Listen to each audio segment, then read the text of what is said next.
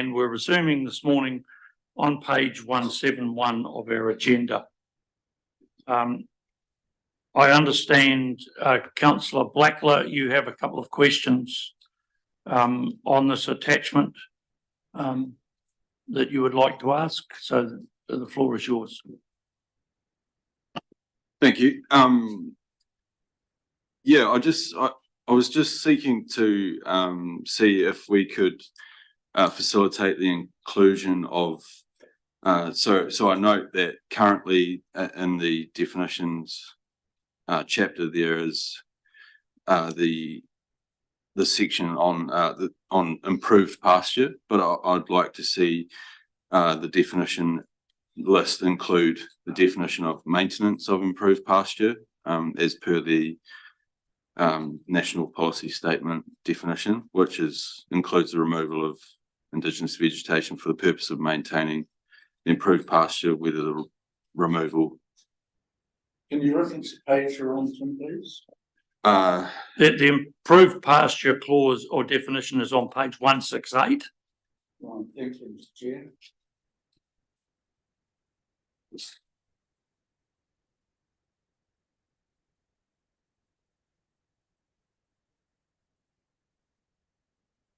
Mr. Chair, sorry, I'll just get the microphone going. I do wonder whether I understand Councillor Blackler's concern. I'm wondering if the very first sentence doesn't actually cover it, has the same meaning, unless we've worded it has the same meaning as in the National Policy Statement for Indigenous Biodiversity. But you want to add some words in addition to what's there now, do you, Councillor Blackler? Yes, I would just like to add a further definition. So it would have improved pasture and the definition of maintenance of improved pasture, which includes cutting, crushing, applying chemicals, draining, burning, cultivating, overplanting, applying seed, exotic pastures, mob stocking. Just to really spell out that what the intent of that number 3.17, I think it is, in the national policy statement is around that. And I would also, yeah, I would like us. So that's that one at the. We'll try and deal and get the first one out of the road. Mr. Campbell, you want to respond to that? Yeah, thank you.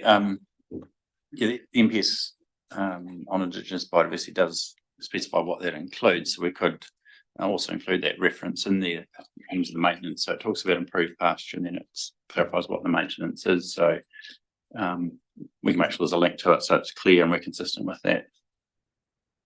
Yeah, probably easier to do that than sort of try and complicate the definition that's taken from it anyway, but just refer back to it so it's clear what people understand maintenance to be. Yeah, sure. Yeah, that's I guess that's the express purpose for this conversation, is to make sure that people are of the understanding that improved pasture isn't just about mechanical cultivation and drilling. There's a whole range of methods that constitute improved pasture which are accepted practice. So to clarify then, what Mr. Campbell is suggesting, as I understand it, is a sentence after the words for livestock grazing, something along the lines of improved pasture also includes maintenance as defined in the National Policy Statement for Indigenous Biodiversity 2023, something like that. Is that correct? What you said was you could include, simply make a reference to maintenance and indicate that maintenance is included in the definition, but rather than repeat all the words, simply identify that the definition of maintenance is as in the national year. I would be comfortable with that, but I think just one moment, let Mr. Campbell respond. Sorry. Yeah, no, I think what Councillor Hopkins is alluding to is fine. In the NPSIB, it defines improved pasture, defines exotic pasture species, etc. And then it also defines maintenance of improved pasture. So I guess we've picked one of the definitions out of there to help plan users. We could either put maintenance of improved pasture in the plan definitions, or we could just refer to it. So either way, it probably doesn't bother us. But My preference would be to specifically put it in there, but I'm happy to run with Councillor Hopkins if that's the preferred approach as well. I actually think from a planning point of view, it would be better to have both of them the definition of improved pasture and maintenance in the one package, in the one set of words, personally, rather than scattering through the. It would certainly make it more user friendly to the layperson. Sure. we'll just have that note similar to improved pasture that it's as defined by the NPSIB, so it's kind of precursor. It's that definition. So we're clear to everyone it's consistent with that and listed in our definitions. Again, Mr. Chair, I know that I've been accused of being unduly focused on words, but I know that they can trip us up in court if it ever comes there. And I do note that the definition of Indigenous biodiversity below and Indigenous vegetation both have the wording has the same meaning as in the national. And I think the word as needs to be added to improved pasture so it reads has the same meaning as in. Thank you, Councillor Hopkins. Your second point then, Councillor Blackley? It was just in relation to cultivation, which currently says cultivation means the alteration or disturbance of land for the purpose of sowing, growing or harvesting of pasture or crops. And then I wanted to add, or I was suggesting that we might add, including those methods identified under, and then it could be hyperlink maintenance of improved pasture.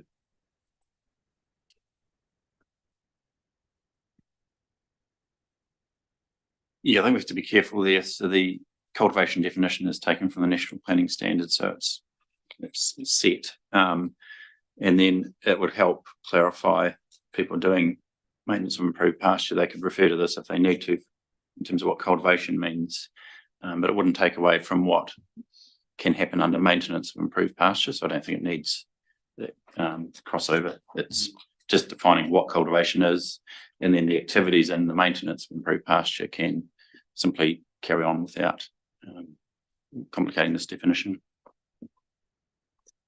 So for clarity, we're satisfied that cultivation, I guess it alludes to it here, but I just want to understand that the words mean what I think that they mean, which is that cultivation is beyond just mechanical disturbance. There are other methods in which alteration or disturbance of land can occur for the purposes of sowing or growing.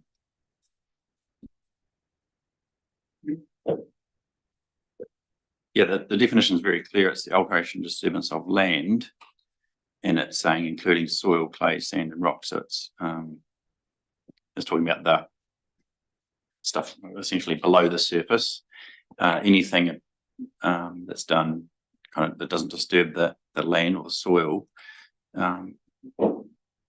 is it over and above that or outside the definition, but that's covered in what's also allowed in the maintenance of improved pastures. So that could be cutting, crushing, applying chemicals, burning, overplanting where there's no direct soil sort of penetration. So yeah, mob stocking, all that type of thing, because otherwise cultivation becomes something different that's not intended. So the standard we were talking about yesterday, S2, I think it was, around disturbance of areas outside,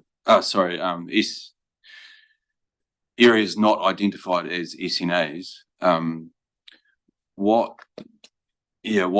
would be the case? I think it was point number 2 in that one, where it lists cultivation. I just have to, maybe if you could give me a chance, we could move on to other questions if there was, I could find the specific area. But basically my concern is that what we've just discussed now around the silt soil, that basically excludes farming activities from continuing in some specifically listed areas, which might currently be occurring under maintenance of improved pasture. Yeah, I think that the definition is there to clarify a particular part of farming or maintaining improved pasture. So cultivating is listed in the improved pasture definition. So it's one way of altering the land or the vegetation, and we're putting the definition in from the National Planning Standards to state what cultivation means. Anything outside that is part of land development or farming. So it's provided for in that maintenance of improved pasture. If it's not improved pasture and is Indigenous biodiversity, then it's subject to those rules around the limits there. Chair, there is one additional suggested change I would like to make to the definitions. Rereading them last night, yes, I know I'm just a thrill-seeking crazy guy, but rereading them last night, I noticed that it seems to me to be a potential conflict or clash between the definitions of intensive indoor and intensive outdoor agriculture and the definition on page 147 of agricultural intensification. And I'm prepared to move now, if we get a seconder in a moment, I move that we recommend to Council that the definition of agricultural intensification reads as follows. Agricultural intensification means any change in farming practices that introduce intensive indoor or outdoor primary production, full stop. It also includes any change from irrigated crop and seed production to dairy farming. And if I have a seconder, I'll explain why I'm moving that, even if somebody seconds it pro forma for the purposes of discussion. Sorry, would you mind sending me a written? I just need to. I don't need to, I need to write. Oh, it's not typed. Okay.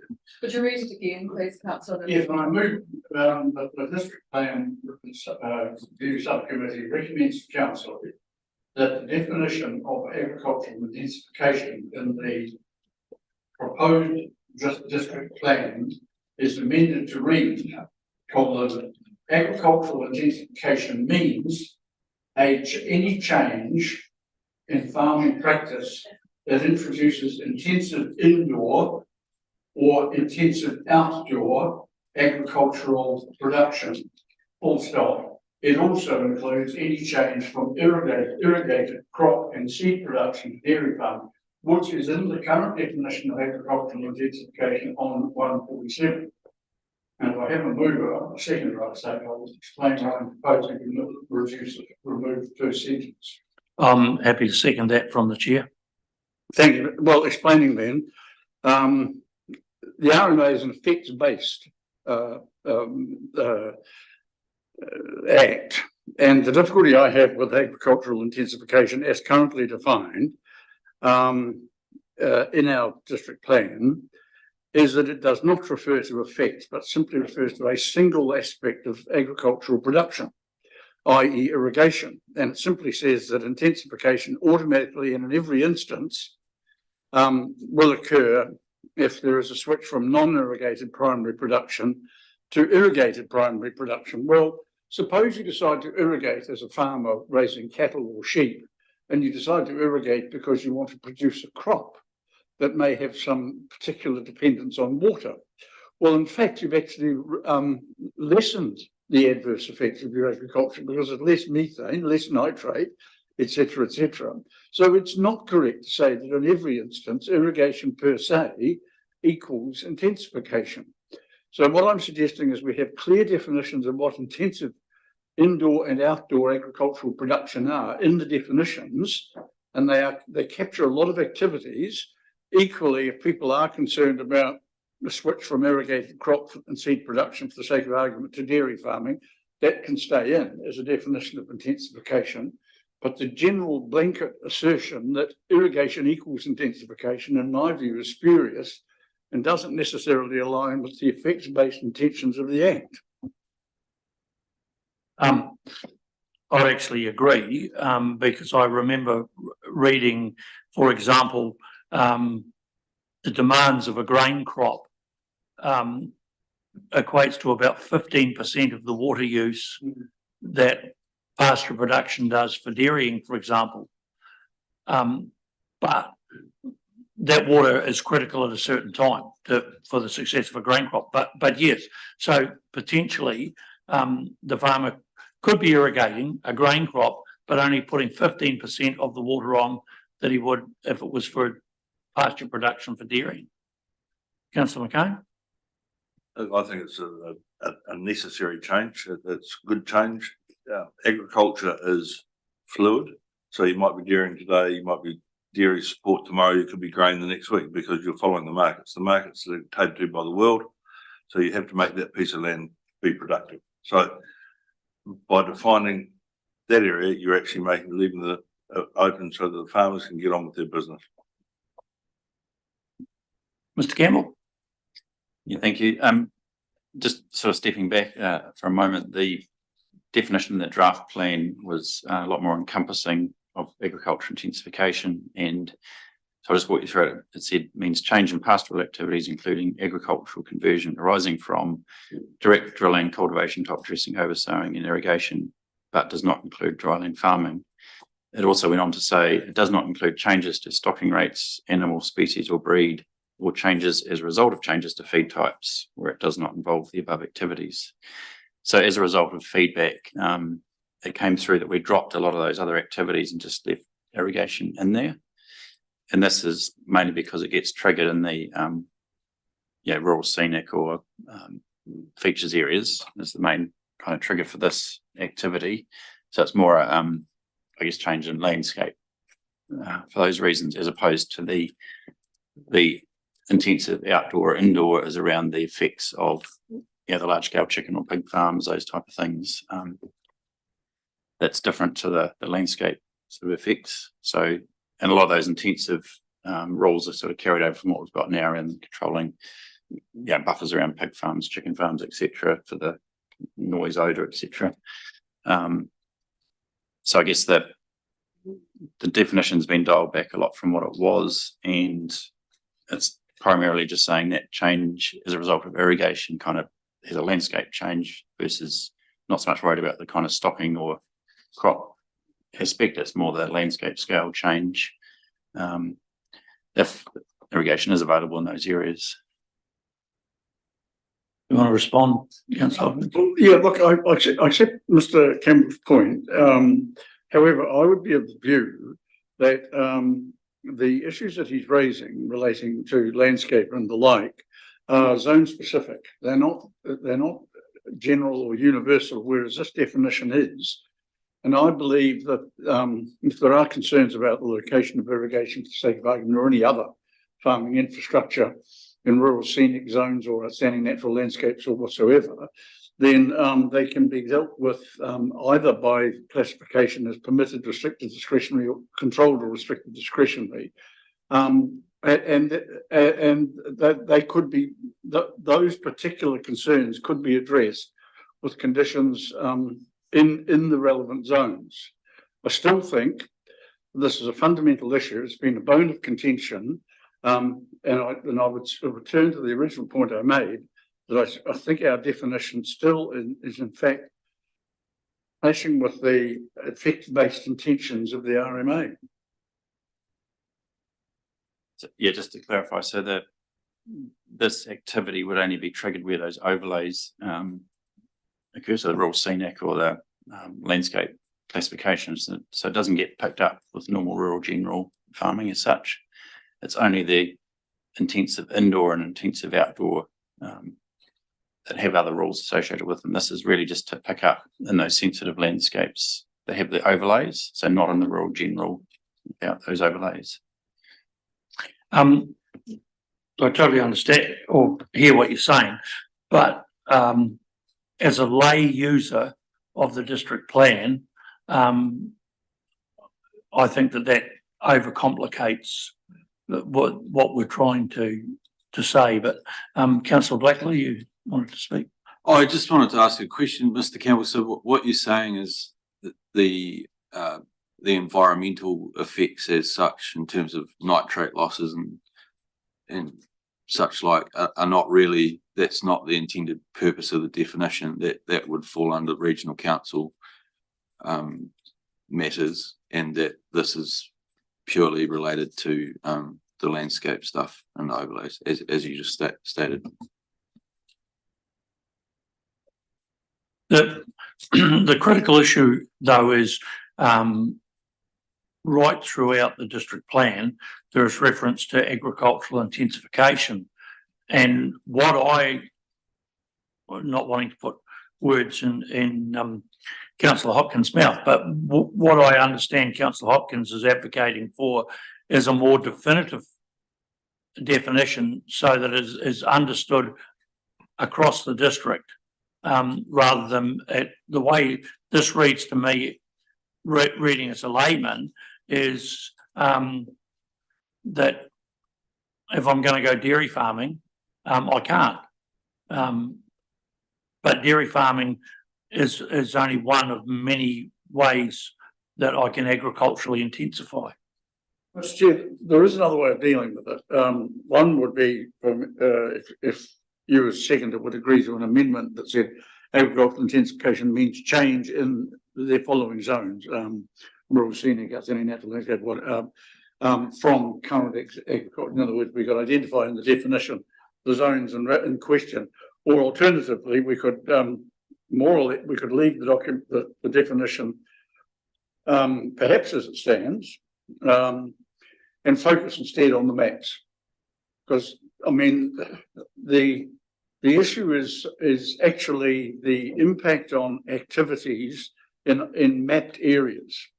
And if the mapped areas are reduced by agreement, then in fact the impact of the agricultural intensification definition, even if it does apply only to particular zones, is equally mitigated. So I mean, option one would be to amend it as I've suggested with your permission and vote on it now, or in fact I think probably should just test the mood of the meeting. And then perhaps, depending on the outcome, look at the maps as well. I'm happy to accept the amendment. Mr. Campbell? Yeah, I think other definitions do have that clarity or clarification stated. So at the end of it, we could put a statement there that reflects what Councillor Hopkins said and say, for the purpose of clarity, this only applies in the following overlays, just list those. So it means that people suddenly, for whatever reason, jump straight to the definition without reading the zone rules. They can see that it's only applicable in that scenario. So that would resolve that issue, and then that's clear then. Your reaction, Councillor Hopkins? Well, I think in that case, the focus goes on the maps. I mean, if we're going to do that, and I think what Mr. Campbell is suggesting is that the definition stands with the addition of the sentence he's just proposed, and that's fine, but in that case, our attention focuses on the maps, in my view. Well, procedurally, we do have a moved and seconded motion. I'm happy to withdraw it with your, I mean, you need to agree, but I mean, if we think there's an alternative and preferable course of action, I'm happy to take the chair's guidance in that matter. And if the suggestion is made that the motion is withdrawn, I will do so. Everyone else, anyone else want to contribute to the conversation? Councillor McCann? Excuse me, I'm just a wee bit confused really. So if we confine it to that particular area on the maps, does that mean that, say for argument's sake, I've got a dry land next door to irrigation, that because it's not on a map, I've got to go through the whole process as opposed to extending my own property if it's inside it? No. What Mr. Campbell is saying, that it will be specific to the overlays that are outlined in the last sentence. So anyone outside of an overlay area is business as usual. As long as those overlays are accurate. Well, that comes back to what Councillor Hopkins is saying, that it increases the scrutiny that we will need to apply to the mapping overlays. All right, well, I'm happy. The maps are the key here. I'm happy to support the withdrawal of your motion, Councillor. In that case, Mr. Chair, I withdraw the motion. So anything further on definitions? Just back to cultivation, and I've gone back to the ecosystems and indigenous biodiversity chapter, Eco S, S4, is it, or S2? Eco S2, item number 1. It says indigenous vegetation clearance must not exceed 50 square meters. So for context, this is in environments that are not currently identified as SNAs. So indigenous vegetation clearance must not exceed 50 square meters on a site in any continuous period of 5 years in the following locations. And item number 1 is what I'd like to discuss in relation to the definition. Item number 1 says on land that has not been lawfully cultivated or irrigated on plains, terraces, moraines, and valley floors, including short tussock grassland, cushion fields, or shrublands. My concern there is that that includes quite a large part of our wider district, and It's only land that hasn't been cultivated currently. and that's what I'm saying, Councillor Hopkins, is many farm owners haven't physically cultivated these areas, but they're farming them in a maintenance of improved pasture context, and that's my concern, is that there's going to be a large amount of land that is currently farmed extensively under this definition that may present challenges to continue to maintain their improved pasture.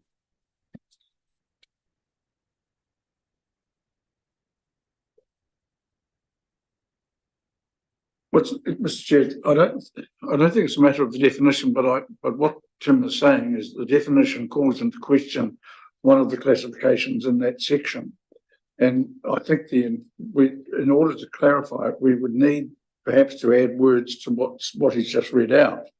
I'm trying to think just on my feet what that wording might be, but it might be that maintenance of improved pasture or something of the sort would continue to be a permitted activity or something of that nature. I'm not sure. Yeah. Well, we're coming back, we're working in the definitions. Councillor Blackwell's gone back to give us an example of why he's advocating for a change to the definition. That's right, and my understanding is Eco S2 is directly from the National Policy Statement. That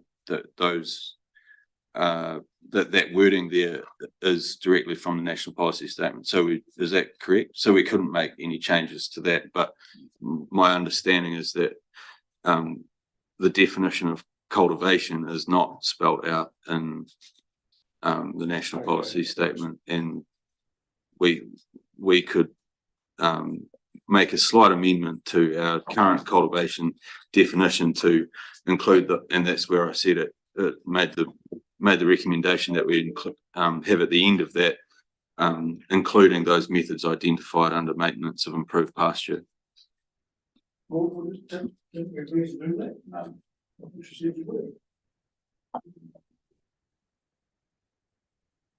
Well, based on the argument that Councillor Reckless presented, I'm happy to support that. I think it should be done. I think that an additional sentence should be added. Mr. Campbell? Yes, the rule Eco S2 is trying to pick up what the MPSIB is reflecting. I'll just get that. So it's caught up in the maintenance of improved pasture for farming section 3.17 in the MPSIB, and this is where it talks about the land is not an uncultivated depositional landform. So that's kind of picking up the number 1 on Eco S2. So it's talking about that that type of thing. So areas that are already cultivated would be outside that and be part of improved pasture. So it's really just saying where it's the untouched depositional landforms that haven't been cultivated, they're signalled in the MPSIB. We define what cultivation means, so it's clear what people can refer back to how it's been done or not. So I think there is a bit of a kind of logic flow path for people to work through to get to that, but we can always point back to the NPSIB and say that's the intent of that rule is to pick up what that's signalling, where there's a clear history of cultivation. They're not going to be in that category under Eco S2 number 1. Yeah, my concern, I have no problem with that, Mr. Campbell. My concern is for the more extensive run holders that haven't physically cultivated or disturbed the soil, sand, silt, or clay, or whatever the definition currently stands at. If they haven't physically done that and established that act of lawful cultivation as the definition sits in its purest form, then my understanding based off reading that is they wouldn't be able to continue in other more extensive methods of improved maintenance of improved pasture. Or have I got that wrong? So again, yeah, it is tricky in the sense that the first test is, has it been cultivated? Then, and is it one of those depositional landforms? So there's two kind of thresholds there. Then they would trigger the rule if it doesn't meet any of those. Then if they want to develop that land because it's untouched, it will have Indigenous biodiversity values on it, then they can apply for consent and we map it and get an idea of what's there, or areas that may have less values than others. Because there'll probably be elements of exotic species in there, but it's specific to those depositional features that are basically untouched. A lot of them are sort of moraines and outwashes, that sort of thing. I think that the critical thing here is we're trying to get something in the definitions that is objective rather than it be subject to subjective opinion of whoever is in the role on any given day. So I support what Councillor Blackler's advocating, because if we're more definitive in our description, then we remove a level of interpretation that causes confusion and consternation. Mr. Campbell? Yeah, and it is tricky because the NPSIB has kind of set it up this way, and it talks about the uncultivated depositional landform. So it's and depositional landforms are defined, and we know these are largely up the head of the Waitaki Valley areas, so parts of the Ahuriri, Ohia outwash, and the sort of moraines associated with that are the key ones. By and large, a lot of them that are left haven't been developed because of the nature of them and the availability of water, so they're probably not likely to be developed anytime soon because of that. But under the NPSIB, that would be the default anyway. They'd have to be triggered under that, but we're just trying to reflect it as best we can. But again, coming back to language, when we're talking about haven't been cultivated, but they have been greatly modified by the other methods that we're talking about. So, no, it's Councillor Blackler, sorry. Oh yeah, I think you're outlining reasons why I remain concerned, Mr. Campbell. So Mr. Chair, with your permission, I would like to move that we amend the definition of cultivation to read cultivation means the alteration or disturbance of land, and then there's a bracket with sand, silt, or clay for the purposes of sowing, growing, or harvesting of pasture or crops, and then add the following, including those methods identified under maintenance of improved pasture. I'll see that. Rachel? Through the chair, just for clarity, in the definitions where there's an NPS under the term, it actually stands for National Planning Standards, and they're definitions that we cannot change or add to. Is this the definition for cultivation? Correct. Oh, sorry, that's a fundamental misunderstanding on my part. So the cultivation, the meaning of cultivation is defined elsewhere. Okay, I have to withdraw my. Or maybe we actually can insert another definition. I don't know, but Mr. Campbell, you're going to. I think we sort of can get caught up here, but the default is the NPSIB. So if there's uncertainty, people would default to that anyway, which again we know is unclear because it talks about cultivation, depositional landforms, which is defined in the NPSIB. So that's our starting point, and it also includes what improved pasture is and the maintenance of that. So I think it's clear in there, and we've said we're going to add that definition into our list. And then if people are looking at going, okay, what does cultivation mean? They jump to that NPS definition, so it's clear what cultivation is. We can include the definition of depositional landform in the plan as well, if that helps. So we can go, okay, it's one of these, it has or hasn't been cultivated, therefore we know we're in that category, or we're in improved pasture and we're clear of all that. So it's just, there might even be a sort of flow chart or something we can develop to help people sort of work through that. Yeah, I think that would be really helpful because it is quite confusing jumping around. And to be clear, I'm not advocating for the ability of some of these landscapes to be further developed or intensified. I just want the definition to be really clear around that people can continue to farm the land in the manner that they currently are.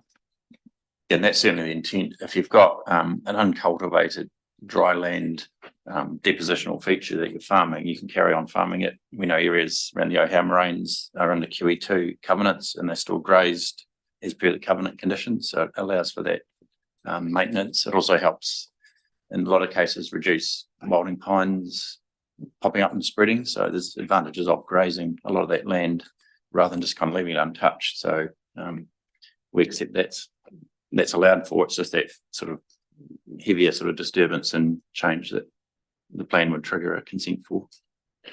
Councillor Hopkins and then Councillor McCone. Mr. Chair, I'd like to be a wee bit lateral here and propose that we add an additional definition for the purposes of the Waitaki district.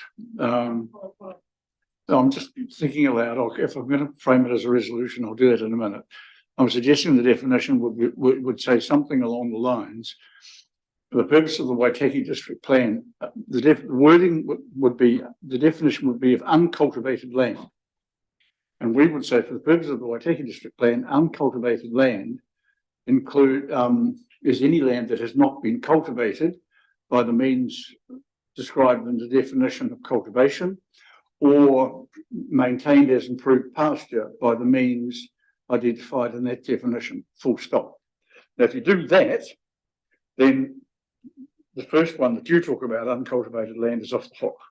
We just procedurally, we just have to tidy up the fact that currently we have a motion moved by Councillor Blackler and seconded by yourself that we need to have withdrawn.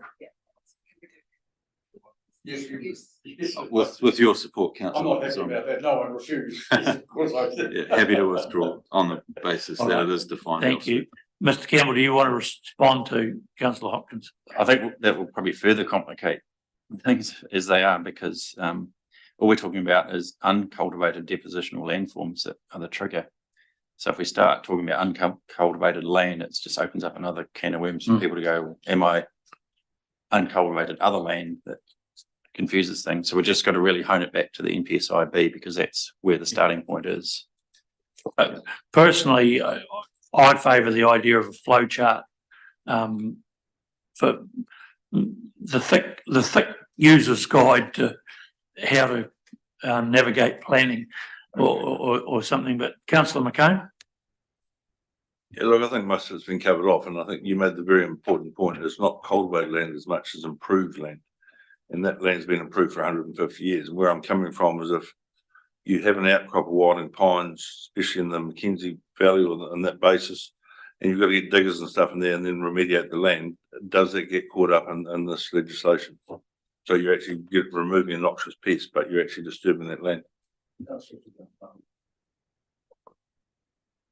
Chair, the problem we have, I think, we might have to park it, I think, because if I understand Mr. Campbell correctly, and I think I get it, we have a definition of cultivation that isn't ours, that we can't change. B, we have the section that Councillor Blackley has identified that is also in a national policy statement to which we must give effect, so we can't change that either.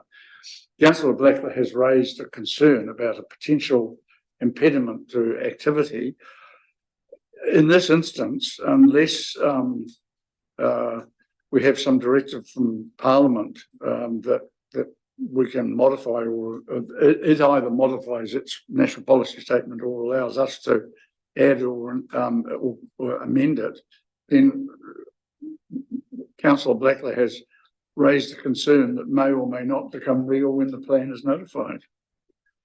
I just can't see any other way around it, but I think your idea of a flow chart is very helpful.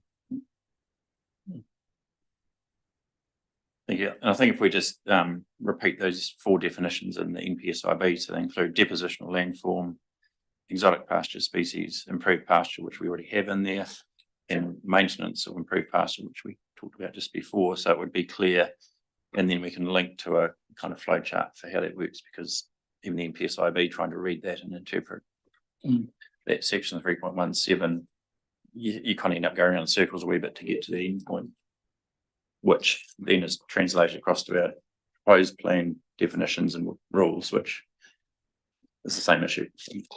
Yeah. All right, well, if there's nothing further, on, Oh, not but there is on. we haven't moved into the definitions chapter yet, oh, sorry, yes, yep. We didn't actually move introduction and general provisions last night, because we were still doing. Yes, yep. We've got, that is correct, because we actually exited in the middle of the deliberations yesterday. We have to ratify both the introduction and general provisions. But Councillor Blackley, you wanted.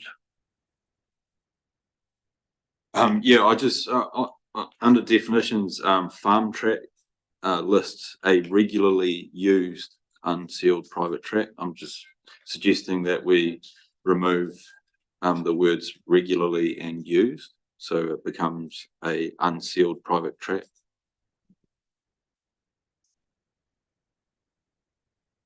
Yeah, I think that change can be adjusted. Thanks. Should I carry on, Mr. Chair? Yes, certainly. I just wondered under hazardous facility if we needed to, like there's a bunch of various matters listed in there, and I just wondered on the basis of what we potentially store at some of our water treatment facilities if they needed to be listed. That was, I don't know the answer to that. I was just thinking aloud. Yeah, that would be covered under our designations for water treatment, water wastewater disposal, that type of thing. So those sites are covered with their designation, allow for that anyway. So they'd sit outside this. Okay, thank you.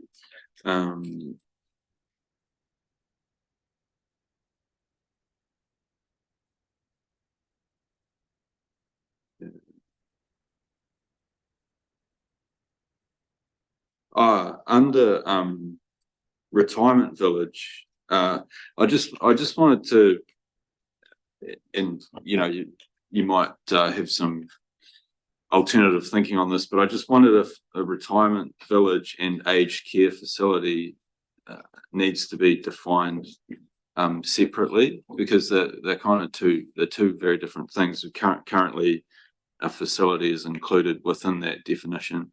And I haven't even given any consideration to whether there's any unintended consequences related to that, but it just struck me as there's a mix across the country and in various districts of standalone facilities versus a village that contains a facility. And again, that is the standard national planning standards definition, so we'll just really pick that up. But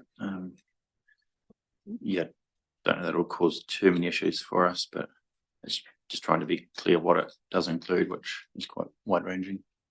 But yeah, we're kind of stuck with that NPS definition. Yeah, that's fine. And just the last one, vegetation clearance. Yeah, I guess I just wondered if it was in kind of in conflict with the maintenance of improved pasture definition, or if it needs to be kind of worded the same way in different contexts, because one's kind of a positive and the other one's a negative.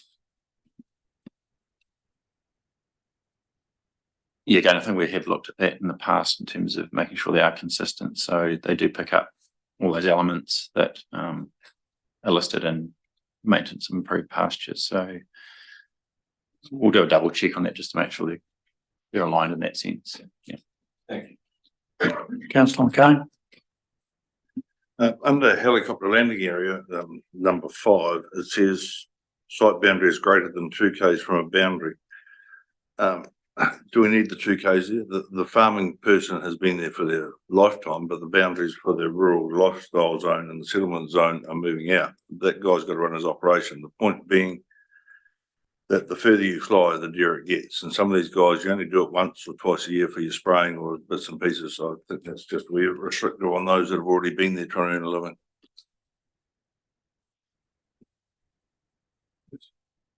Question for the planners is the intention to avoid reverse sensitivity. Are we talking about 2 k's from a alternate zone boundary? Yeah, so this is not for those sort of one-off, and it picks up a number 5 rural farming operations are allowed for that. So it's more that permanent setup. We've had issues in the past up in Merrimah where they're coming in right on the edge of town, causing issues. It's sort of more permanent helipad setup. Normal rural farming is covered under 5, so that they wouldn't get caught out there where they're just doing that sort of irregular landing for spraying, that type of thing. But it's more the permanent landing spots that are more commercial entity. They tend to be located in more rural areas or out at the airport. So all those other exclusions listed there apply, and then yeah, it's really just there to pick up that more sort of permanent helipad type arrangement away from, steering it away from those settlements or rural lifestyle areas.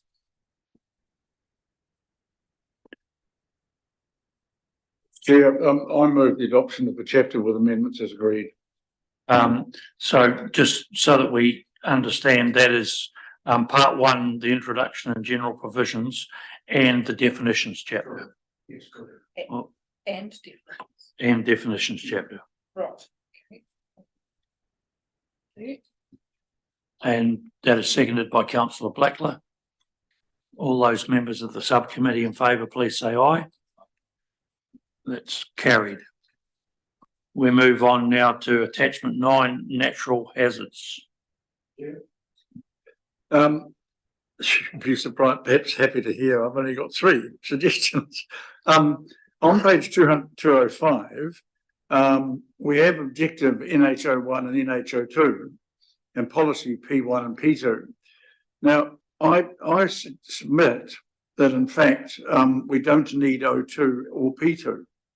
If you read objective 1, risk from natural hazards, including the effects of climate change and their impact on people, people, property, and environment, is recognised and understood and avoided.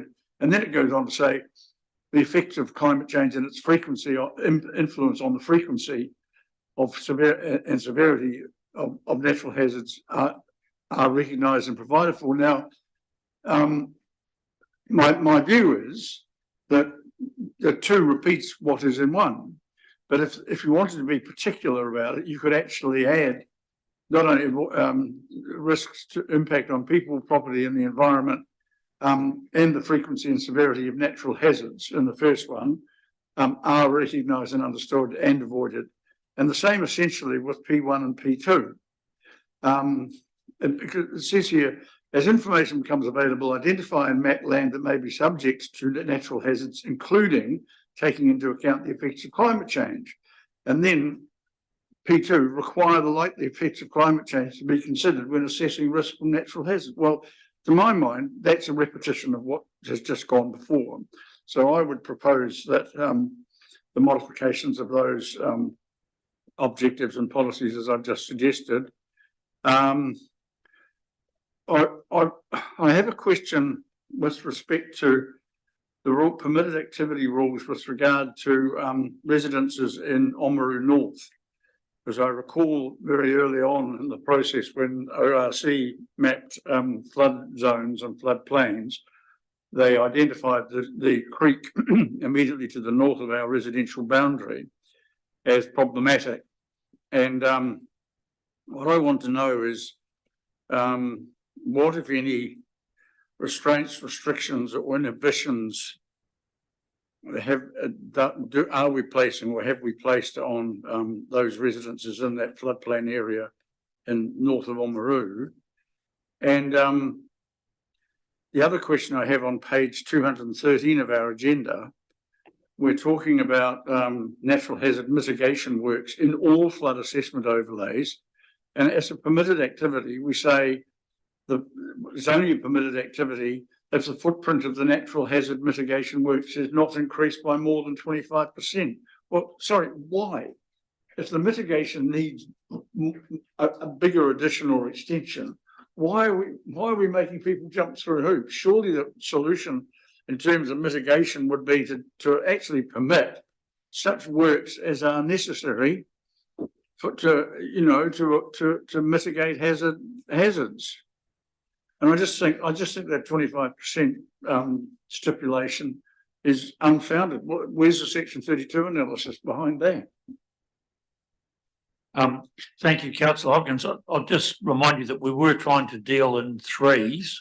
Well, it seemed more like 5 or 6. So, because the exciting thing was, I think, from Mr. Campbell's nod, that your first couple of points were valid and the planners would accept that. So, but I better not preempt Mr. Campbell's reply. Thank you, Mr. Chair and Councillor Hopkins. So I think, with objectives 1 and 2 and policies 1 and 2 that follow, we can comfortably merge those. So it's clear that the hazard risk does pick up the influence of the frequency and severity of hazards from climate change. So that can be worded back into objective 1, and objective 2 dropped off. Likewise for policy 2, it would be picked up in P1 as well, so we can do that.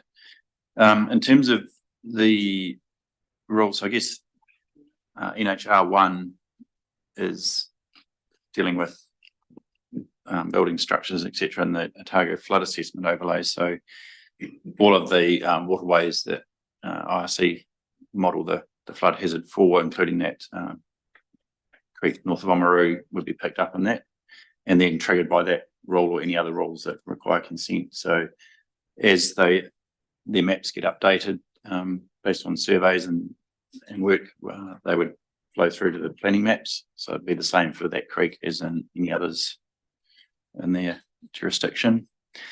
In terms of the 25% footprint threshold, that's kind of been worked through with the hazards or sort of engineering teams at the regional council. So obviously it's a threshold they're comfortable with. I mean, it's a reasonable size area when you're talking about existing mitigation works, and then you sort of got a quarter of that again as a footprint area. But we don't have a huge amount of sort of stop banks in that anyway. But if they're happy with it, then it's probably okay. I would just have some concern. I know that we're reliant on the regional maps provided to us, but my understanding is that the flood mapping in the Waihemo Shag is based on the flooding event of 1966. The behaviour and modelling of the or structure of the river has changed greatly in 70 years. I think they could be encouraged to do some more up-to-date mapping.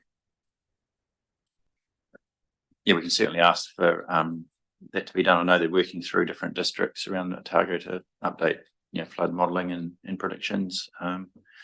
We could see where they're at to with the Waihemo catchment. It's clearly one that has changed, but it's just a matter of timing from ORC in terms of when they get to that one. Yeah, because I'm patently aware that the last major flood event in the Wahimo was at 300 cubics, which is a huge volume of water for that. And basically, there was no flooding on my own property, which I've experienced at lower flows. So something has definitely changed. Councillor Blackler and then Councillor McCone. Thank you. I just have three matters to raise. It was just a general overarching question as to why coastal erosion hasn't been included as a subsection of this chapter. And then with respect and further to the flooding discussion, I see under the flood subsection there's the flood standards for Canterbury Flood Assessment Overlay. And I think that sets out quite clearly, you know, what the process is. And I just wondered why we don't have one for Otago listed there.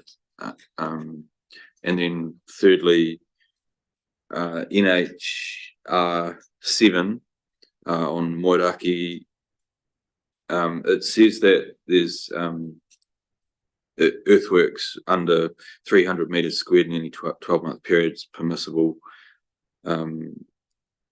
or 500 in the general rule. I just wondered if we'd received geotechnical input into these, or how those figures had come about.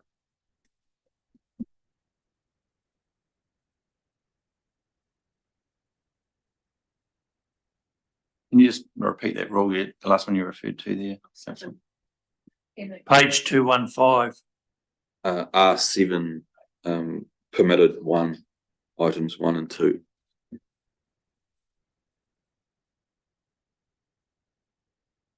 Group 215, check, Mr. Chair. Page 215, yes. 05. 215.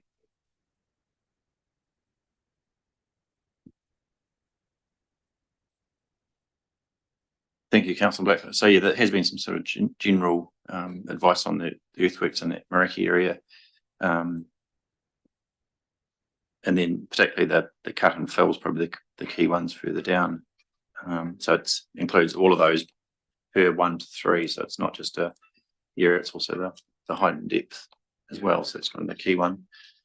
I'll go back to the team on the coastal erosion. I'll just come back to the Canterbury flood assessment one. So that's specific to what the Canterbury Regional Council can provide, and that's clear what's in there. That's what they can do. That's different to what the Otago Regional Council would provide. So that's why it's different for half of our district. Canterbury can do that. Otago at this stage aren't able to do that. So that's why it's in there. So what would be the approach then if there were known, because it makes sense to have minimum floor levels. So what's the approach for areas in the Otago region where they're in that risk zone for us to flag that would be a requirement? So yeah, if they're in a known flood area, then it would need a sort of hydrological assessment, or defer to ORC to give advice. It would be in a different form to what ECAN can provide. Yeah. Thank you. Mr. Chair, I'll move the adoption of the chapter. Sorry. Oh, sorry. So, Councillor McCone, that was. Yeah. I'd like to go back to page 202. Yeah. And the fourth paragraph, it says new mapping more accurate defines the major floodplains in the Waitaki district. I have a bone of contention because I don't think the mapping is that accurate to start with for the first policy, but it gives an indication of where flooding is possible, does not provide any information on how often flooding or severe may happen, but gives a potential where it may exist. And land within the mapping areas is not necessarily flooded in the past. And then further down it goes on to say that using a computer hydraulic model to describe and map the flood hazards. That river is controlled by 3 hydro dams, and the major floods it's had in the last 40 years has not been over 1,200 cubics per. There's been major plantings on both sides of that. My point being that big flood area is actually devaluing those properties and creating a whole lot of plans not necessarily for the current owners, but when they pass it on, because that becomes a floodplain which devalues that area of land. And I think that needs to be far more specific and screwed down to where it can and can't do based on what it's done in the last 40 years. Thank you. So again, this advice has come from Environment Canterbury and applies on the Waimate side as well. The difficulty they have is the river can erode and change course even at lower flows. They've noticed that after a flood event, when it's receding, the river can sort of chew into land on either side. So I think they're reluctant to kind of pull back from that too much, but yeah, that's really for Environment Canterbury to define that any further if they can.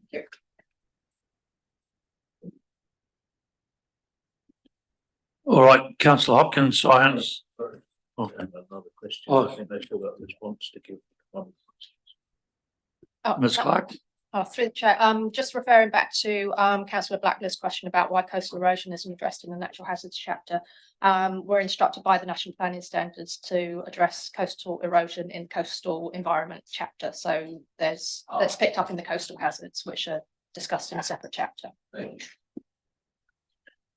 Yeah. Oh, sorry, councillor McCone, did you want to respond to that, or are you happy?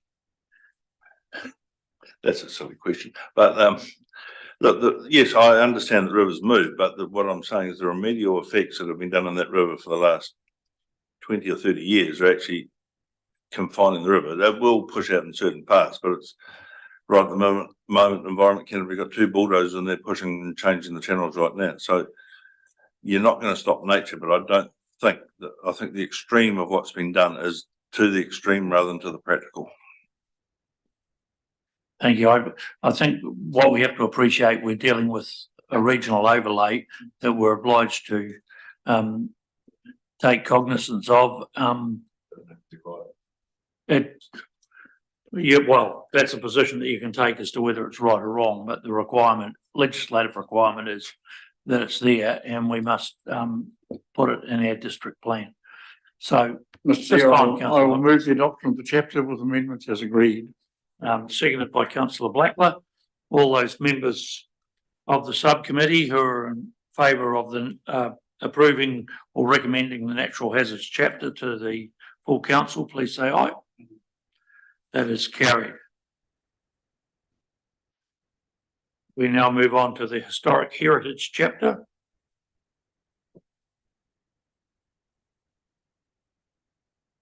And speaking of heritage, councillor Hopkins. Mr. Chair, I will do 3 and 3 only at the start, although I have a few more. On page 227, I would like to add after 2A, B and C, I would like to add a third stipulation with regard to historic heritage scheduling. I would like to add 3, and it would read as follows: have been the subject of consultation with property owners. So I want to make that change and I'll speak to it briefly later. 228, and this is a problem that I have with this chapter generally, and I won't go through every page where it applies, but I can talk to the planners later if they're interested. But page 228 highlights a clear clash between what we're saying in the plan and what we also said and reviewed last week in the guidelines. The guidelines say, oh, you don't have to make your new building look like your old building. In fact, better it doesn't, and let it stand out and be distinctive and different and so on. And I made the point at the time that this seemed to be somewhat counterintuitive. And repeatedly in the rules in this chapter, the objectives and policies and the rules, there are references to the need to be similar to, identical to, blend colours, blend materials, blend design styles, and so on. And so I would point out that HHP 6, HHP 7, 3 and 5, and HHP 8, 1 and 3 are all in conflict with the guidelines. And the solution, in my view, is to amend the guidelines. And the last of the 3 at this stage, HHP 11, I just wonder whether that isn't too draconian. I mean, what we're saying is demolition or destruction of category A historic heritage items.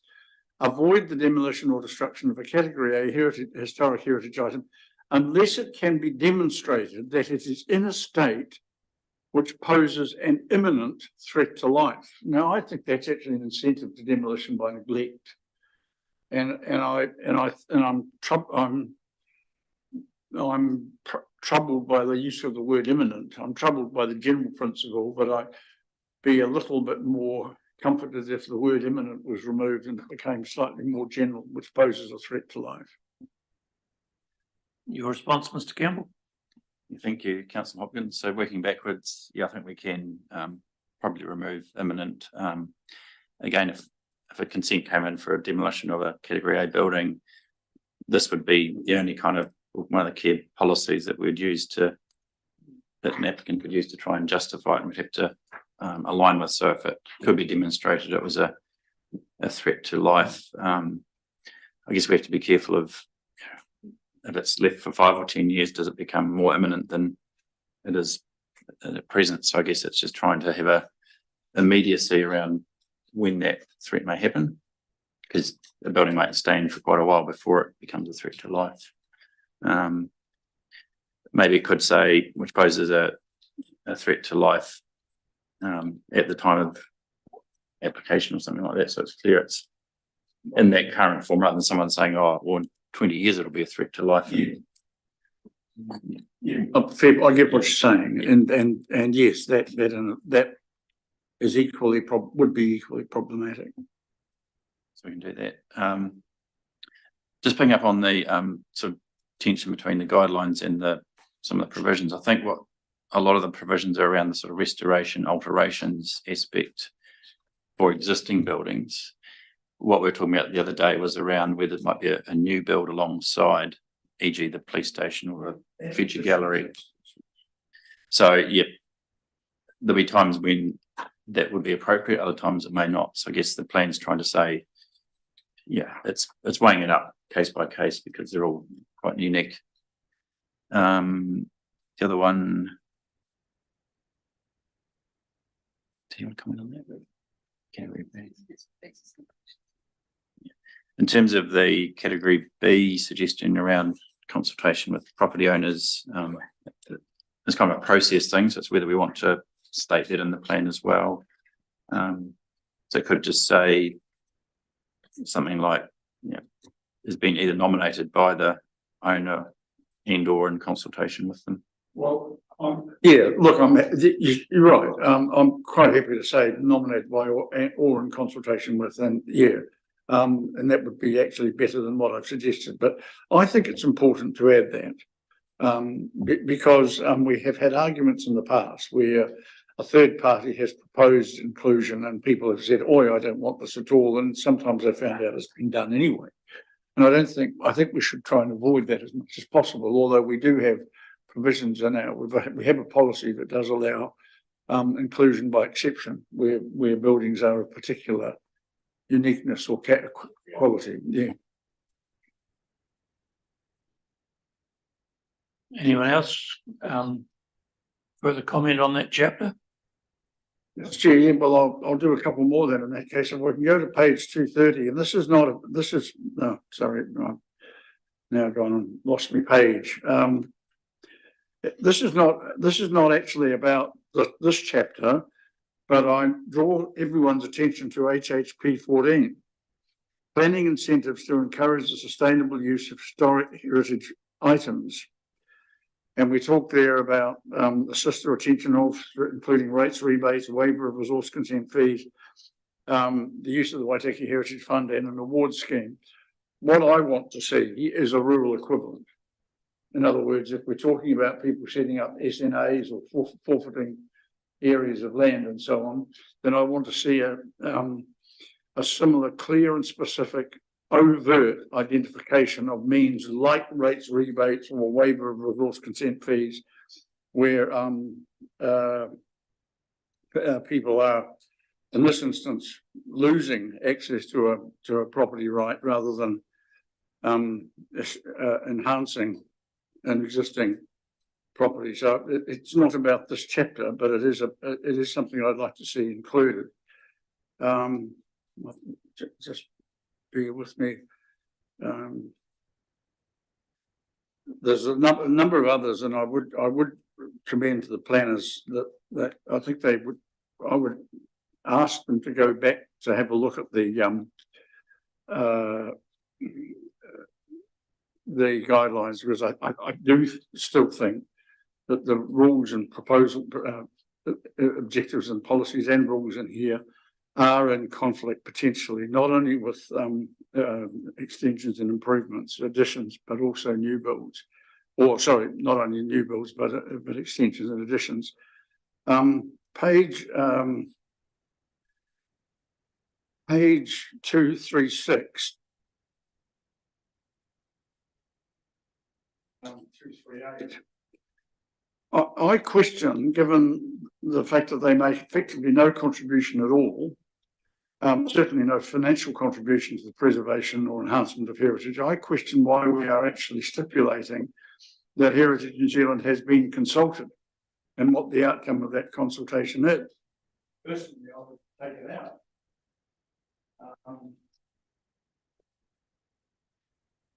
And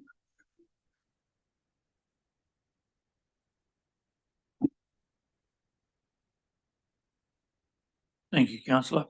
Mr. Campbell. Thank you. I guess with Heritage New Zealand, it's not necessarily saying they're affected party, but just they may have some additional information or to share around the particular heritage item that's subject to the consent. So it's just making sure we get a complete picture from them. Often the owner will talk to them to get some information or the background history. So it could be useful to, I think, keep it in there. Going back to the kind of incentives type policy, we know Eco P6 policy has similar sort of provisions around the SNAs, so that's really picked up. I guess this one's a bit more specific in what things we can do as possibilities, but Eco P6 does pick up other similar things that are there to sort of help, non-regulatory things to help encourage people. oh, sorry, Chair. There was one other very small, very minor matter, just on page, I think 239. Bear with me, I'll find it. No, it's the next page. It is 239. Non-regulatory methods. We go HHM 1, M2, M3, M4, and M5. I would like to see us clearly indicate in the plan an additional HHM 6 that will read publish guidelines outlining a preferred approach to historic heritage restoration or modification and the design of new buildings in historic heritage areas. Now, I know we've got the guidelines, but I'd like to see a reference in the plan to the fact that they will be published.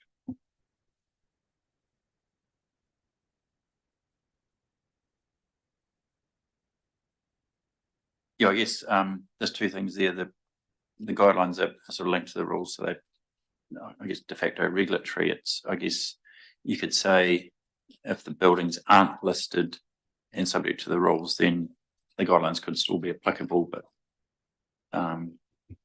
yeah, it's just picking up that they are regulatory in a sense, but they could be potentially used as non-regulatory guidelines for non-listed buildings. So there's probably no harm putting it there, but maybe just a disclaimer that they still are regulatory in that sense. Well, it does say at the top that they're non-regulatory methods, so that's why I suggested they be added to that. That's all. Councillor McCone first. I just have a solid question actually. On page 254, significant values to be maintained, number 4, the use of rhythm and modulation, what does that mean?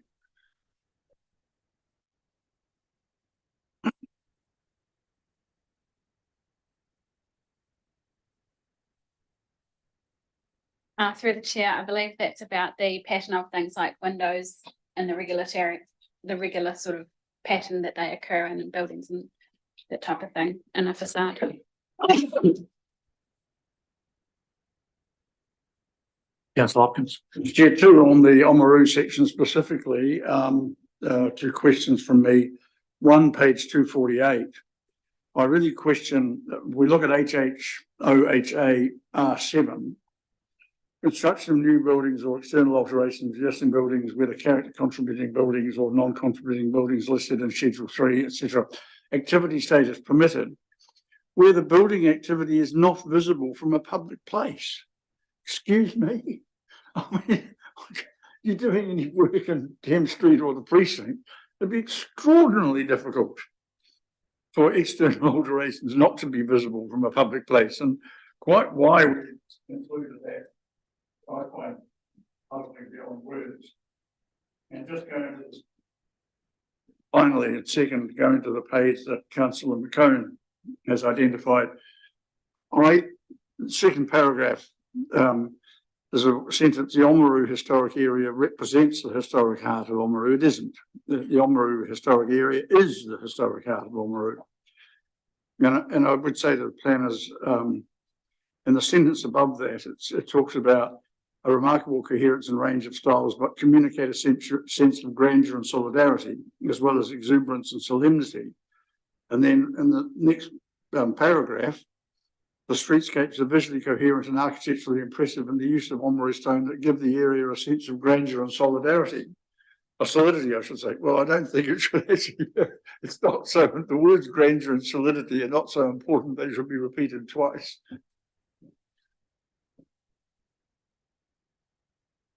Yeah, thank you, Councillor Hopkins. We'll look at the repetition there, but hopefully keep exuberance and solemnity. Exuberance. Well, we must have solemnity. Yes. Going back to the buildings not visible, and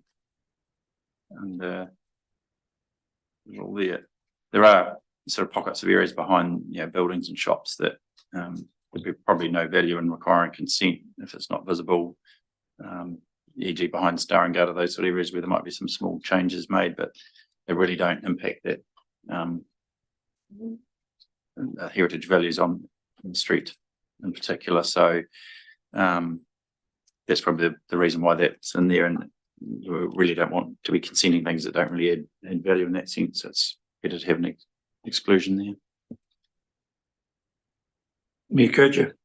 Yeah, I think there are, there's many places it doesn't apply to, but there are some that it does apply to. And I do wonder also, if you're talking about things happening on roofs, whether it's heat pump units or various things like that, that would help make sure that those things can proceed without needing resource consent, I take it. Yep. Anything further on this chapter? I'll move its adoption with amendments as agreed. Thank you, Councillor Hopkins. Seconded, Mayor Kircher. All those in favour, please say aye. Carried. I'm proposing that we leave, or not skip, but leave the next attachment 11 to when we resit and move through. It's just that attachment 11 sites and areas of significance to the Maori chapter is one that we have received a lot of feedback on, and I believe it would benefit from being able to be notified to the public that we're hearing that chapter if they want to participate. But I'm guided by the committee in that as to whether you're happy to accept my ruling on that one. I guess I had a question further to that, in that when we do have the conversation around that chapter, would the team agree that it would be beneficial to have Okaha in the room? Because in essence that they've mainly developed this chapter, is that correct? Yeah, thank you. I guess there's a few things there. We're happy to notify any public meetings of the committee and what topics are on that meeting agenda. So whether we have a consultant that helped with redrafting the chapter based on the feedback. They were suggested by Okaha, so they could be online if we need them. I think it would be pertinent to invite iwi and Okaha if they wanted to attend to observe, as any other member of the public could for that, and the rest of the meeting. So I think we have to be careful singling out sort of specific groups, but yeah, certainly say, well, these topics are up for this particular meeting when it's scheduled, and they can attend or not.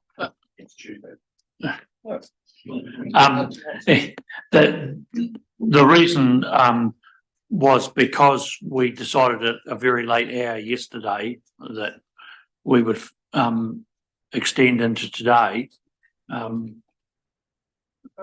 when a lot of the rest of the chapters that we're dealing with are mechanical in nature and procedural, and so look, I'm going to rule then that we hold number 11 down the order, and that we move to attachment 12, coastal environment chapter. Councillor Hopkins. Mr. Chair, thank you. Going through the time, page 270, under natural character, I'm quite surprised that we haven't made any reference to the national coastal policy statement, and I think that should be included in that first paragraph. Next page 271. It's a small matter, but I don't think tsunamis tend to be infrequent events. They are infrequent events, and I think that change should be made. Page 274, this would be my third for the moment. P6, Coastal Environment Policy 6, actively support improvements to the natural character of the coastal environment, including by A, re-establishing native dune systems.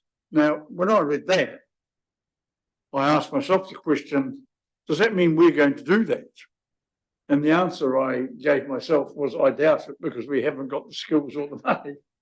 So I don't think we should actually, I think we should say something like facilitating the re-establishment of, or enabling, or assisting, or something of that nature. We are not going to start a council-funded dune re-establishment program.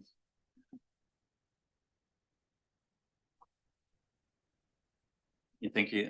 Starting in reverse order, I guess under C we talk about enabling something in D, so we could just have similar wording under A to reflect that. The policy does say actively support improvement, so it's just say by re-establishing, that it might be something similar to C and D and E in terms of that enabling aspect. Happy to make those changes around tsunamis and hope that they don't become more frequent. And yeah, in the introductory section, we can probably under 1 natural character, we talks about the RMA, and also just link into the New Zealand coastal policy statement. Yes, probably no harm. So thank you. Sure. Then, Mr. Chair, from me, and that's all.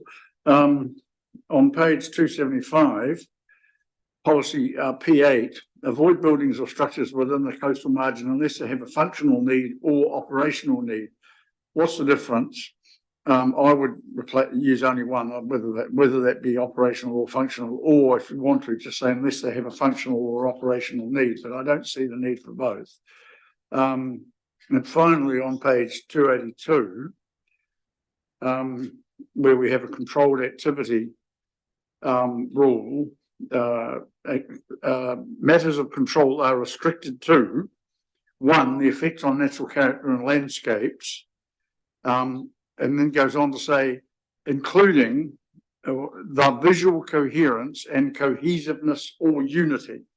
In my view, it's meaningless gobbledygook, and I would propose that it be removed. I think that if you look at B and C, they more than adequately cover the effects on natural character and landscape values, and they do not give third parties an opportunity to apply some bizarre frame of reference of their own that ill-defined terms like visual coherence and cohesiveness or unity might permit. So I'm proposing that the matters of control are restricted to one, and then B would become A and C would become B.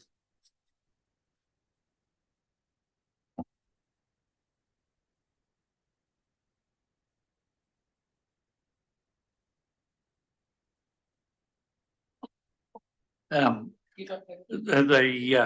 The silence on visual coherence. 282. Could we have a cohesive reply, please, Mr. Campbell? And if we're acting in unity, then I guess that's the thing around it's landscape terminology, but this is more around the fact that you might have a cluster of buildings or sheds and things as well. So it's just saying that as long as they're kind of all grouped together or located sensitively, that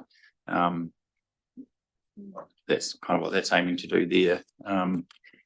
In that sense, so I mean, we could reword it or get some advice on potential rewording there. I think that if someone like Councillor Hopkins, who has delved in the murky waters of planning for a number of years, can't understand what the intention of that, then we have to think that maybe we need to reword it for our ratepayers as well. Mayor Kitchen? Yeah, I think he was there when they laid out the Garden of Eden, to be fair, but I think he was responsible for putting the apple tree in there. More racism. What's going on? What I'd suggest is some of those terms, they are official terms used by landscape architects and so on, but we need to consider what should be in the definitions so that actually lay people can understand this. And it's not necessarily about taking it out, it's making sure that there's a easy access for people to understand what's meant. Because once they start getting into that, they'll be coming across those terms, so it'll be helpful. You can certainly do that. Going back to sorry, but your explanation about clustering buildings and that makes sense. Whereas this is like, woohoo, what are we on about? So you could deal with Mr. Campbell's. If you look at B, the extent to which the building or buildings blend with the natural landscape pattern, surface topography, and its or their location avoids would address all the matters that Mr. Campbell has very properly raised, and we wouldn't need to have the visual coherence and cohesiveness or unity. Yeah, maybe we just sort of weave it into B around they're not so much the buildings, well, adding to the fact they blend in, but also the layout and pattern of buildings as they relate to the site type of thing. So it's clear. And going back to page 275, the functional and operational need for buildings and structures. They are two different things. So a functional need might be a seawall or something like that is not operating, whereas something like a wharf has an operational need because it's something that operates. So they are two different things, and that's commonly talked about. Reluctantly, I'll accept that. On the top of page 275. I think we need to have a discussion on the need for two needs in there versus one need, Mr. Chair. It is a particularly needy chapter, and but yeah, grammatically we can maybe tidy that one up. Oh God, I'm in awe of the mayor's astute observation and linguistic prowess. All right, so having comprehensively destroyed the coastal environment chapter, I'll move the adoption of the chapter with amendments as agreed. Thank you, Councillor Hopkins. Do I have a seconder? Thank you, Councillor Blackler. Those members of the subcommittee in favour, please say aye. Aye. Against, carried. Future urban growth chapter. Stu, I have one and one only. On page 290 of our agenda, there's a policy, future urban growth policy 2. It starts on the previous page and goes through to point 9. And point 9 reads at the moment, the provision of multimodal transport links, including active transport links and connected. Now, in my view, that is an unduly onerous stipulation in the sense that I don't think we should or would in every instance require the provision of multinodal transport links, especially since we then in brackets have a reference to including active transport links. So I would propose the removal of the 2 words multinodal.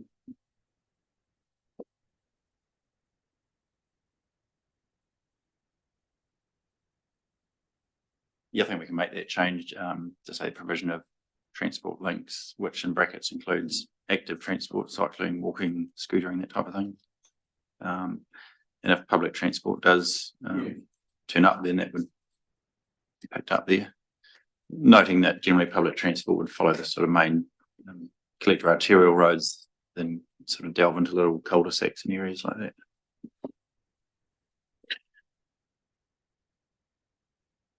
David, could I just have a description? Well, what FUGR2 means? I'm baffled really with Pavica outside of land held under the Maryland Act. So, could you explain a wee bit of what that means, please?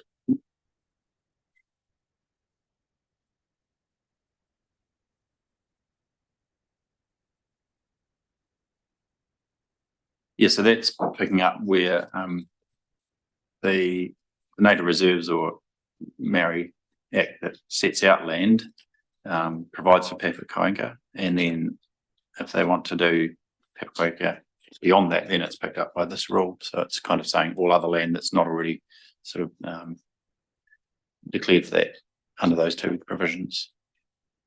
So they identify where those land areas are. This rule's just saying land outside that, or Pavica outside of that land.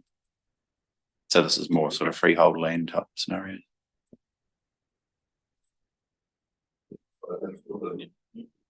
Well, say if you don't. No, I'm still confused, David. So it doesn't mean that it's just like you and I can have more pieces of land, but these guys have got more rules. What exactly are we defining?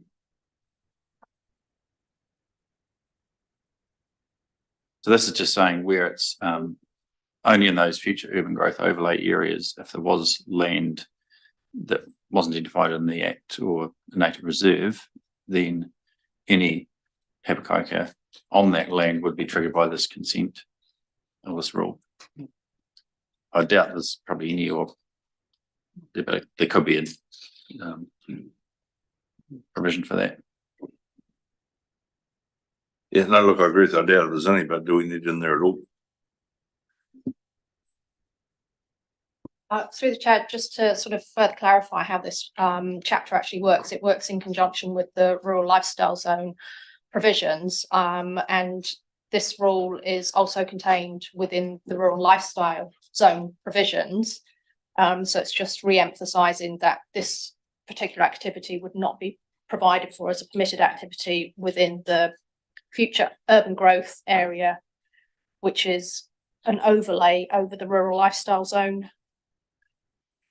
So other rules within the rural lifestyle zone function as they ordinarily do within that particular zone, but these 2 rules have been specifically pulled out because they're specific activities that we would not like to sort of provide for as permitted within that future urban growth area, so as to protect those areas for future urban growth. Sorry, that's probably not particularly helpful, but it's. Yes, thank you. Yes, that's how I read it or took it when I read the document. Yeah. Mr. Chair, with your permission, I'll move the adoption of the chapter. Oh, Thank you, Councillor Blackler. I just have one question, sorry, Councillor Hopkins. P3, yeah, I just, and maybe Ms. Clark, the your response just now might apply to this as well, but I wondered if we needed a clause like this in the rural lifestyle zone chapter that when, you know, especially when proximal to infrastructure requires the inclusion of road reserve spatial consideration given to future subdivision potential or rezoning potential. So, you know, along the same lines of the intent of policy 3 in here, wondered if when we actually did need something similar in the RLZ chapter.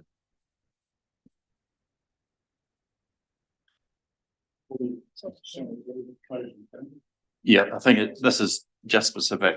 This is also applies to the rural lifestyle, but where it's got this future urban growth overlay, so it's only those areas that the spatial plan and we've identified with the infrastructure team can go to residential down the line.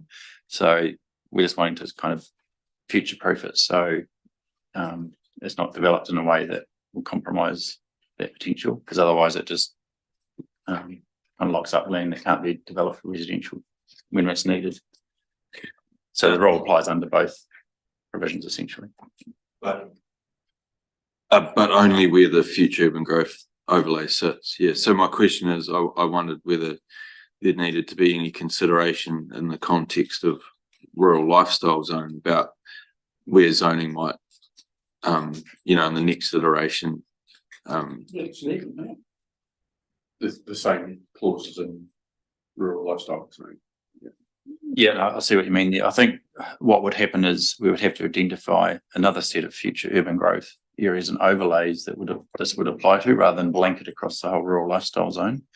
So that's the mechanism that it would go through, rather than have it in the rural lifestyle zone rules, because it's not needed on all of it.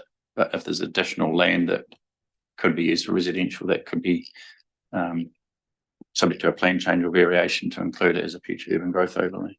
Thank you. I guess my question is, yeah, because the future urban growth overlay is linked to this current spatial plan.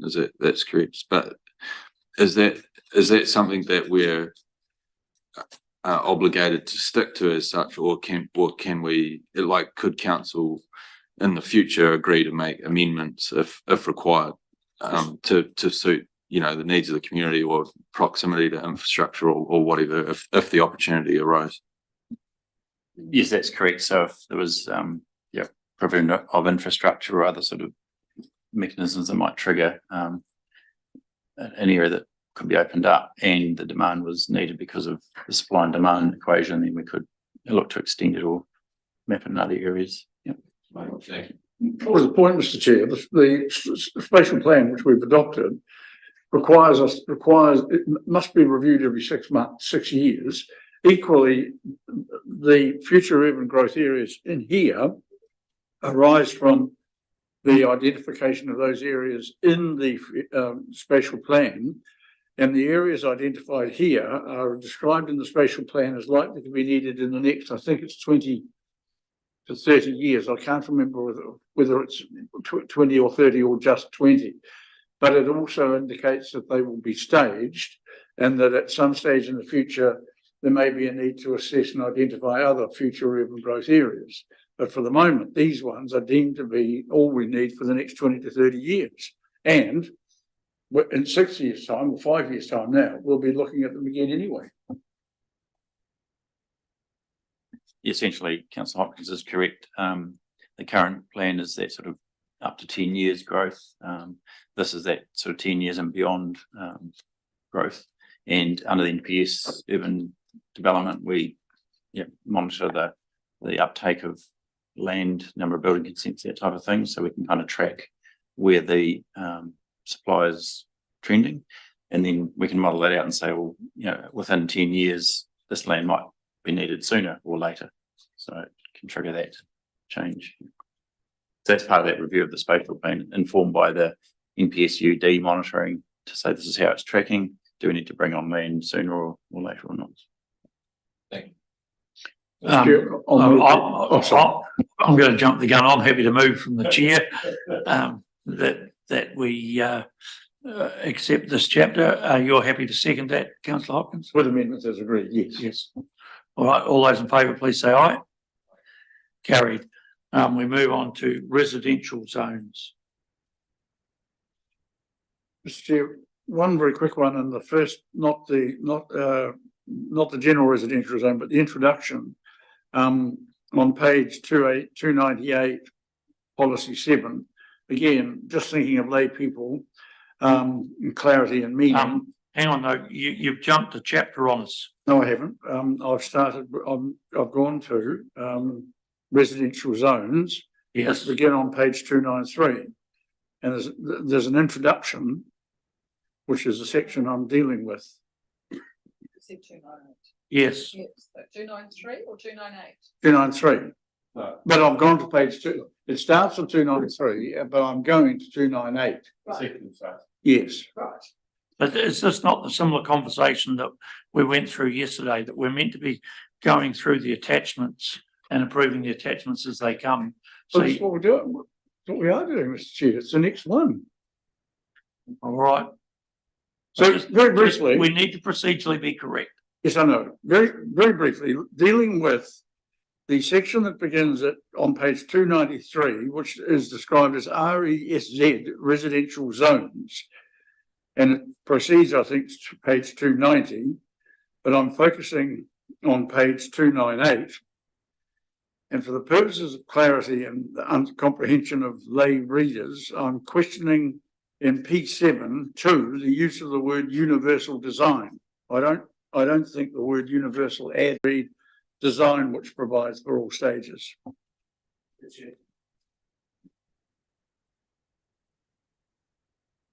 Me, could you? No. You quite. I wouldn't have a clue what it means, or what the purpose of it is, but I guess the question is there a purpose for that?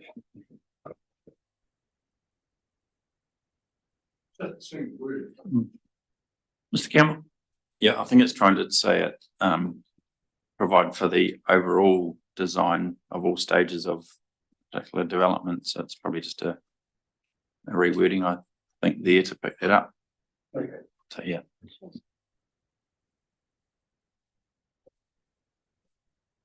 Councillor Blackler? Oh, Oh, sorry, Rachel. Through the chair, just very quickly, there is actually a definition for universal design in the definitions. Which is, it means the design of products and environments to be usable by all people to the greatest extent possible without the need for adaptation or specialised design. We've got that in our definition. Oh, okay. I'll retreat in disarray. Councillor Blackler? Yeah, I'm not sure if I'm any further ahead on the definition. I just had a question about policy 1, number 4. I just wanted to understand why the words "where practicable" were removed from that. And same policy number 5. It was just a comment that yeah, I still don't feel like we've made proper provision for meaningful intensification in the town centre as a first step in relation to that. And that was it. Where are the words? The question removed the word, where were they previously? So at the end of clause 4, the sentence finished with "where practicable" and but they've now been removed. I think it makes perfect sense why they've been removed, because we don't want to let people off the hook and create reverse sensitivity issues that could be avoided.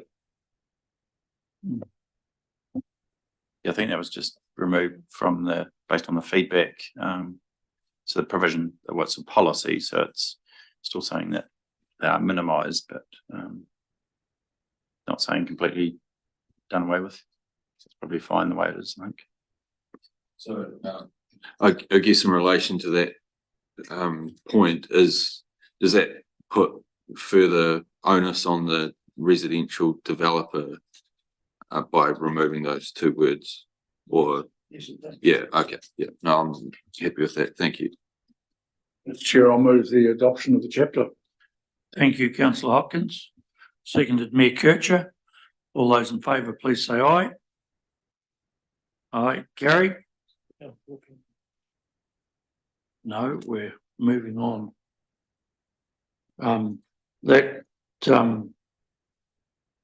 We're moving on to general, sorry, yes, that, you're right, Mr. Cook, that was 13 and 14. We're now moving on to 15. Hold on, sorry. Was that? You did not, could you clarify that, please? What have we just asked? I've just got residential zones. That's the one first class. Yeah, but why is he saying? Residential zones and general residential. No. No, Sorry, is what we're coming to. yeah, Yes. we have not done general. So we're suffering speed wobble from being so efficient this morning getting through these chapters. All right, so we move on to the general residential zone chapter. Councillor Hopkins. Yeah, Mr. Chair, so I do have a number here. Well, if we can do them in threes. Yes, I'm going to. I was going to actually offer that wonderful concession to clarity and lucidity. Yes. A planning suggestion, particularly because this is likely to be a very well used zone or part of the plan, because an awful lot of people will be interested in residential stuff. It did occur to me on pages 302 and 303, we've got a whole lot of permitted activities that talk about maximum height in relation to boundary, blah, blah, blah. And the same on the next page. And what I would like to see us add by way of an asterisk or a footnote is where they can go to see what the actual numbers are. Because I'm reading it for the first time, I want to build a house and I think, what is the maximum height? You know, how do I know? So if the plan helpfully pointed people in that direction, I think it would be a user-friendly assistance. Second question, or that's a comment, not a question. First question, page 304.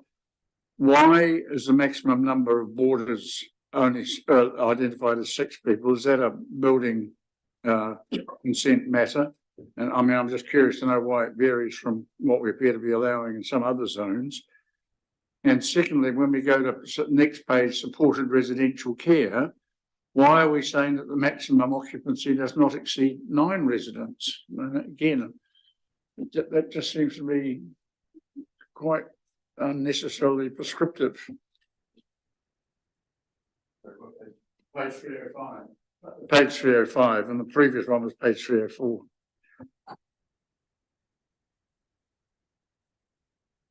Thank you.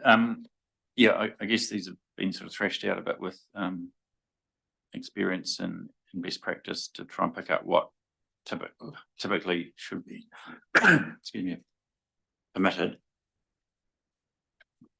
So residential care is different from boarders, so it can be a higher threshold.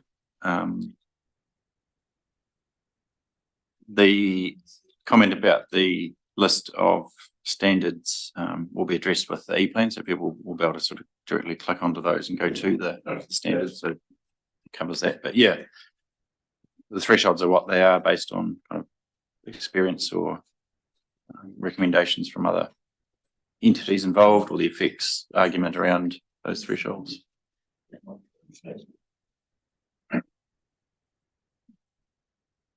Yeah, just in relation to that, it's not, I guess you'd presume that this would kind of encapsulate like a standalone facility, and it's not really fit for purpose in the sense of what would constitute a scale, you know, that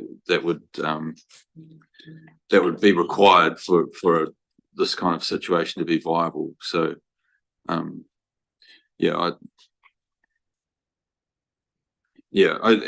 where it's at the moment, I mean, it kind of is what it is, but I would like it if maybe we investigated that one further. Mayor Kircher?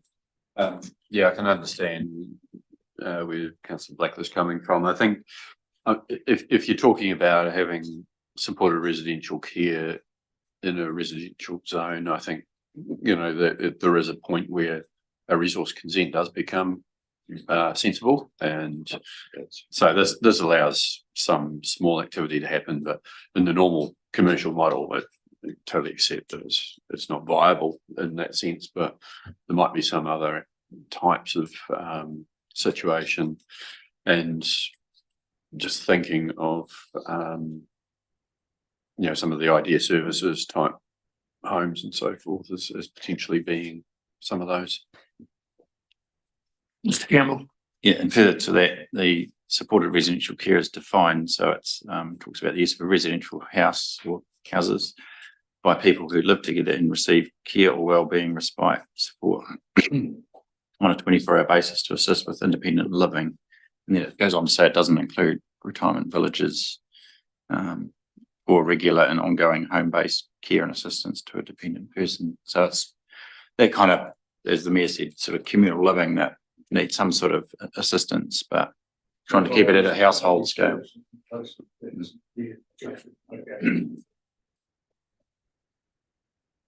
Councillor Baker. Yeah, thanks. I'm comfortable with that one. And I think further to the conversation before about retirement villages being set out in the planning standards, was it? My question around R15, which was around whether or not we should separate retirement village and care facility out, was probably no longer valid. So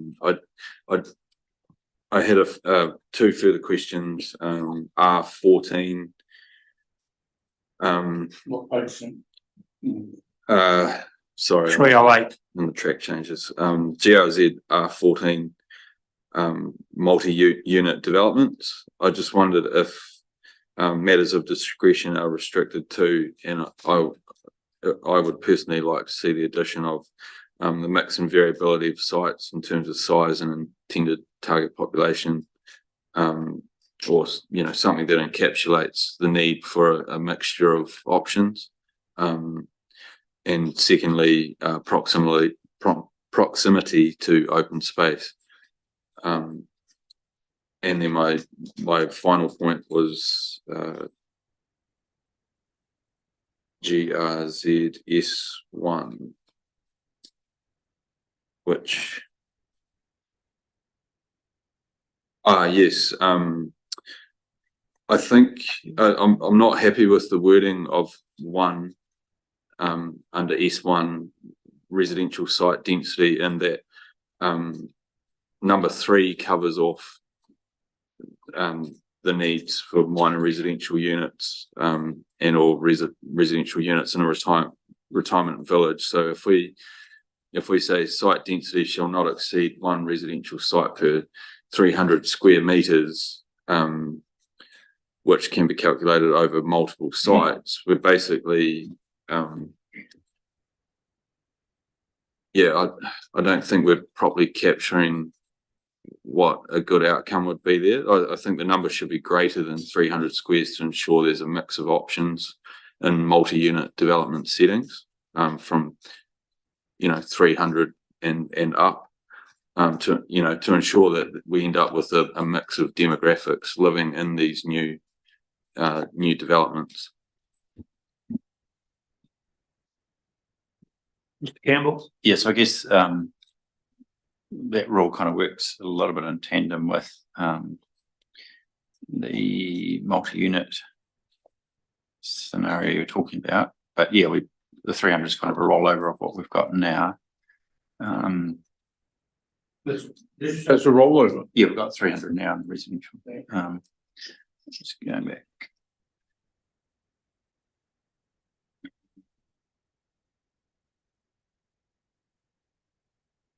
So the previous.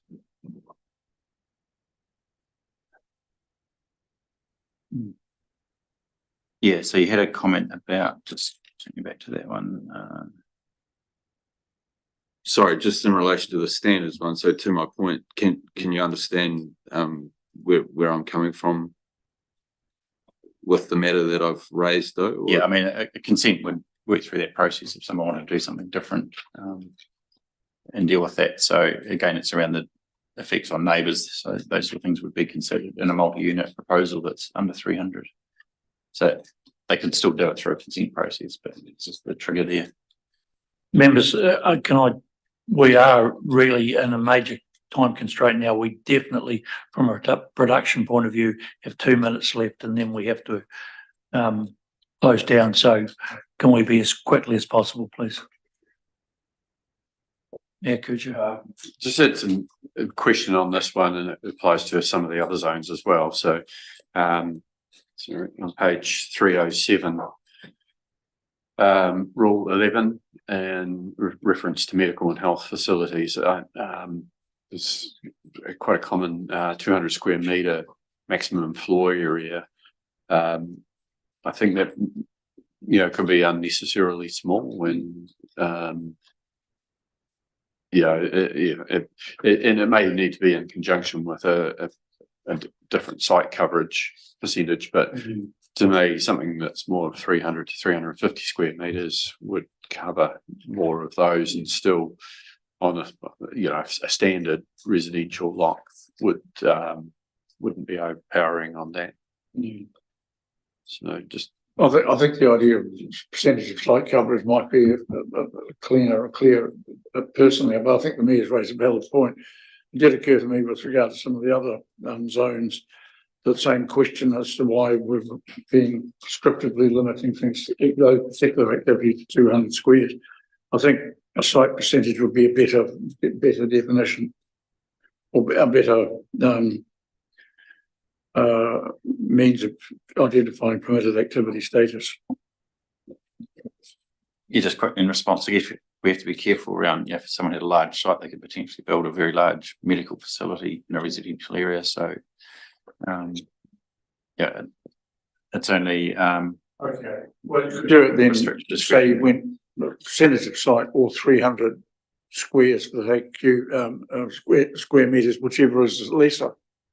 You could do something like that. I think they'll normally want to have some car parking. Not that we can require it, but it wouldn't make much sense without it. So something around 40% maximum site coverage or something like that would be reasonably appropriate, and but with a 300 or 350 square meter maximum size. Site coverage is there. Maybe we just bump this floor up. 40 at the moment. Oh, okay. Oh, that's good. 14 or 40. 40. But we could bump floor up to 300 if you. I'm sorry to intervene, but we're going to have to adjourn because we've used our allotted time. To people that are watching, thank you very much. We do have a considerable agenda left.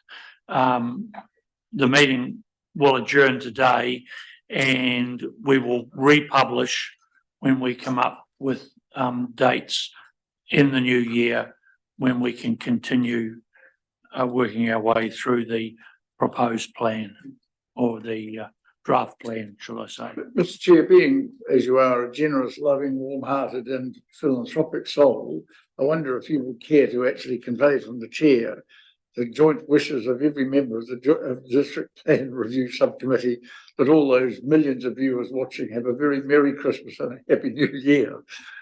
Thank you, Councillor Hopkins. I'm sure that everyone who has taken the time to watch proceedings this morning will already be in a festive mood and ready to confront the Christmas Grinch if and when he should appear. So thank you very much, staff, for the work that you put in, to members of the subcommittee, and we look forward to continuing our journey in 2024.